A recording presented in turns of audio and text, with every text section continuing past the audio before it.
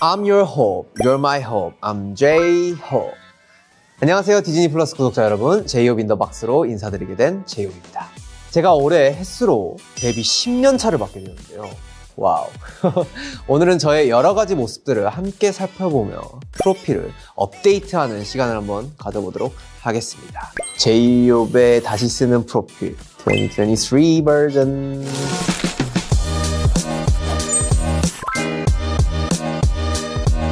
자, 한번 적어보시죠. 빨리빨리 한번 해보도록 하겠습니다. 근데 제가 좀 악필이라서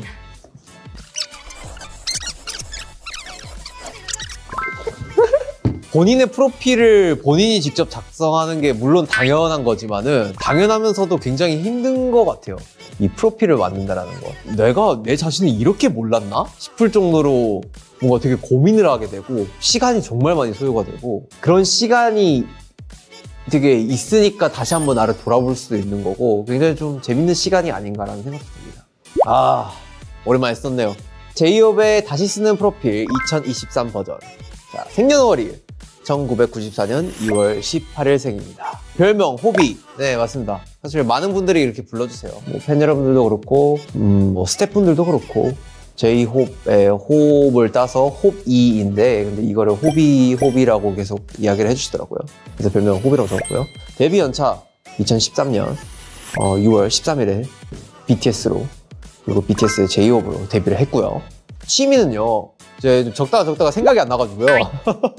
거의 반 억지성으로 적었는데 사실 제가 막 게임을 좋아하진 않아요. 근데 요즘 좀 빠진 게 축구 게임을 좀 빠지지 않았나. 왜냐면 이거 월드컵도 있었고 굉장히 월드컵을 보면서도 축구라는 게 굉장히 재밌구나. 그러면서 이 축구 게임을 하면서도 약간의 그런 축덕이 된 느낌? 리그 선수들을 보면서도 되게 좋아하고 막 멋있어하고 약간 좀 이런 게 요즘 있는 것 같아요. 게임을 하면은 잡생각을 안 하더라고요. 제가 진짜 생각이 많은 타입인데 잡생각 없이 그냥 편안하게 할 수 있어서 되게 재밌는. 그리고 MBTI는 그러게요. 막 엄청나게 과몰입을 하는 타입은 아니라서. 근데 뭐 최근에 했던 결과들도 그렇고 종합적으로 뭔가 나왔을 때는 INFJ라는 게 나오더라고요. 근데 저는 확실한 거는 다른 건 다 모르겠는데 J 하나는 확실한 것 같은 느낌이 듭니다. 좀 확실하게 좀 정리를 하고 계획을 하고 그걸 좀 하는 편인 것 같아요. 일적인 부분으로는. 여행이나 막 이런 거 가면은 일로서 뭔가 너무 많은 것들을 확실하게 했다 보니까 약간 P 성향이 되는 것 같아요. 아무튼 뭐 이렇고요. 습관을 사실 이렇게 적었는데 습관은 제가 항상 어렸을 때부터 제가 이 옆머리가 진짜 많이 떴어요. 그래서 항상 이 옆머리를 만지는 게 학창 시절 때부터 좀 있었던 것 같아요. 그래서 뭐만 하면은 와 이렇게 하고 뭐만 하면은 이러고 뭐만 하면은 이러고 만지는 방식도 다양해요. 이러고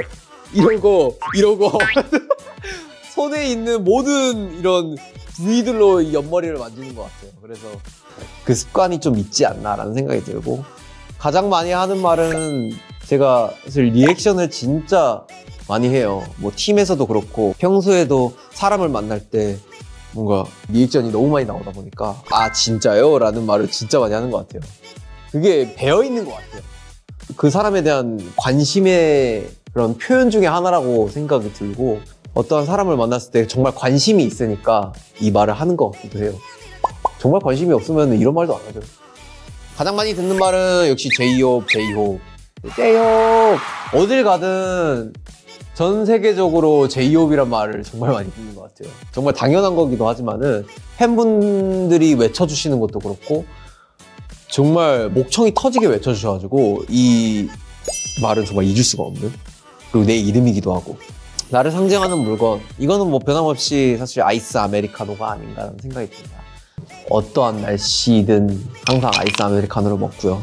뭔가 하루의 시작이고 나의 잠을 또 깨워주는 그런 요소이고 나를 상징하는 색. 옛날에는 사실 데뷔 초반에는 되게 그랬었던 것 같아요. 뭔가 기억에 남기 위해서 되게 강렬한 색깔을 골랐었던 것 같거든요. 뭐 예를 들면 형광색이라든지 저는 초록색을 좋아하고요. 그리고 최대한 나의 이미지와 어울리는 색을 좀 골랐었던 것 같은데 그냥 다시 생각을 해보면은 제가 가장 좋아하고 선호하는 색깔은 그냥 브라운이고 이게 뭔가 전반적으로 되게 차분하게 해주는 것 같아요. 사람을 어떻게 안도감 있게 만들어주는. 그래서 옷을 입을 때도 항상 뭔가 브라운 계열의 옷을 좀 많이 입는다던가 가장 좋아하는 문장. 사실 이 문장은 있는지는 잘 모르겠는데 그냥 노력은 결코 배신하지 않는다. 제가 사실 노력을 정말 많이 해요. 어떠한 부분이 있건 뭐 작업을 하건 어떤 춤 연습을 하던 사람을 만나던 그리고 지금 이 순간도 그렇고 제가 했던 노력들은 다 저를 배신하지 않았더라고요. 제가 뭐 롤라팔로자에서 뭐 공연을 하더라도 그런 많은 시간들을 할애해가면서 했던 그런 노력들이 그냥 다시 돌이켜보면 아, 결국 그런 노력들은 나를 배신하지 않았구나라는 생각도 들고 가장 좋아하는 공간 이거는 뭐 집일 수도 있고 여러 가지 공간일 수도 있는데 사실 집일까 작업실일까 고민하다가 결국은 작업실을 선택을 했었던 것 같아요. 이 공간이 굉장히 힘든 공간이면서도 저의 많은 그런 부분들의 흔적이 좀 담겨져 있는 공간이라서 그리고 이 공간만이 오로지 나만의 공간인 것 같아요. 오직 제이홉, 오직 정호석을 생각할 수 있는 공간이라서 그래도 작업실이지 않나라는 생각이 들고 자, 행복의 3가지 조건입니다. 이거는 사실 굉장히 고민했어요. 저는 사실 굉장히 많은 조건들이 있는 것 같은데 일단은 건강. 건강은 사실 누구에게나 주어지는 조건인 것 같고 아프지 않고 건강해야지 제 음악을 듣는 많은 사람들한테 음악을 들려드릴 수도 있는 거고 여러 가지 활동도 보여드릴 수도 있는 거고 그리고 아까 이야기했듯이 사랑입니다. 사랑. 어떠한 부분에 있어서 사랑을 받던가 뭐 어떠한 부분에 있어서 사랑을 하던가 이거는 굉장히 행복을 주는 요소 중에 굉장히 큰 부분이 아닌가라는 생각이 들더라고요. 이 감정이 없으면은 과연 이 세상이 굉장히 사람이 웃으면서 그리고 이 기쁨을 만끽할 수가 있나 라는 생각도 들고 다 그 감정이 나오는 거는 어느 작은 부분의 사랑이거든요. 그리고 하나는 일입니다. 이거는 사실 아닐 수도 있는데 어떠한 부분에 있어서 일은 일 그만하고 싶다. 일 좀 제발. 언제 나는 이 일에서 벗어날 수 있을까 막 이러잖아요. 근데 결국 일이 있으니까 어떠한 부분에 휴식이 주어졌을 때 굉장히 그 휴식이 아름답게 느껴지더라고요. 근데 과연 내가 일 없이 계속 휴식을 취했을 때 과연 이게 좋나? 이것도 사실 잘 모르는 부분인 것 같아요. 결국 이게 있기 때문에 여러 가지로 다른 부분들이 굉장히 좀 크게 느껴지는 게 있는 것 같아요. 여튼 이런 부분에 되게 성취감도 느낄 수도 있고 여러 가지 그런 원동력이 될 수 있는 부분도 있을 것 같아서 분명히 이런 부분은 종합적으로 일이라는 거는 행복을 주는 조건 중에 하나다라는 거가 제 스스로 정리가 되더라고요. 꿈은요 그냥 오래오래 행복하게 저의 일을 하는 거죠. 저의 음악을 하는 거. 저는 사실 제 인생에 음악은 빠질 수가 없는 것 같아요. 어떠한 부분이 됐건 음악이 없으면은 뭔가 이상하게 침묵이 돌더라고요.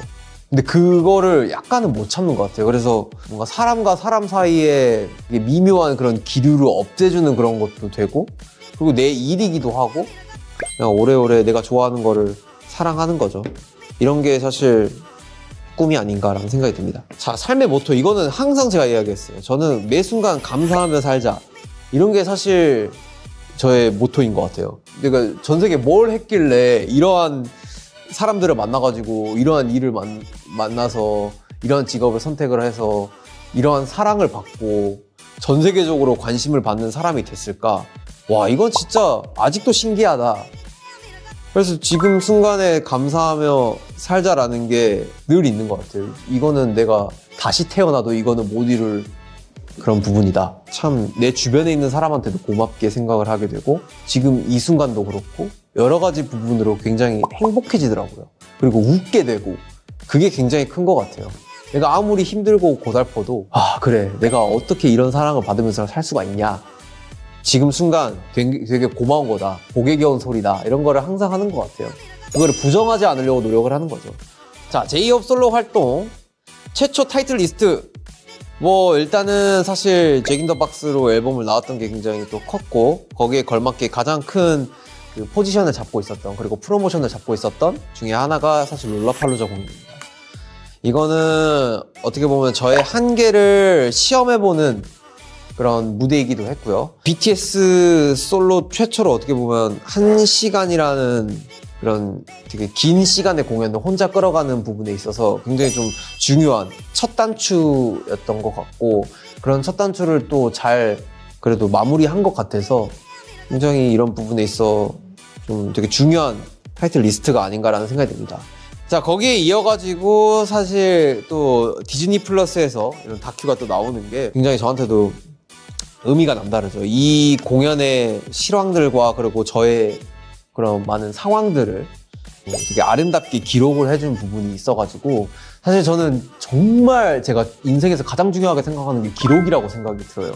저의 멋진 이런 순간들을 또 담은 또 다큐가 이렇게 출시가 되니까 굉장히 그런 부분에 있어서 또 의미가 있지 않나라는 생각이 듭니다. 마마 시상식에서도 사실 단독으로 참여를 했었고 마마라는 시상식은 저한테 굉장히 어렸을 때부터 너무 많이 봤던 거예요. 제가 어렸을 때 봤던 마마라는 시상식은 막 닥터들의 스눕독이 나오고 갑자기 막 무대를 선보이고 정말 화려한 퍼포먼스의 대명사. 와, 저한테 이 무대를 또 그리고 BTS가 여러 가지로 대상을 받았던 그런 이런 무대를 저 혼자 섰다라는 거는 굉장히 저한테도 의미가 남다른 타이틀 리스트가 아닌가라는 생각이 들어서 적었습니다.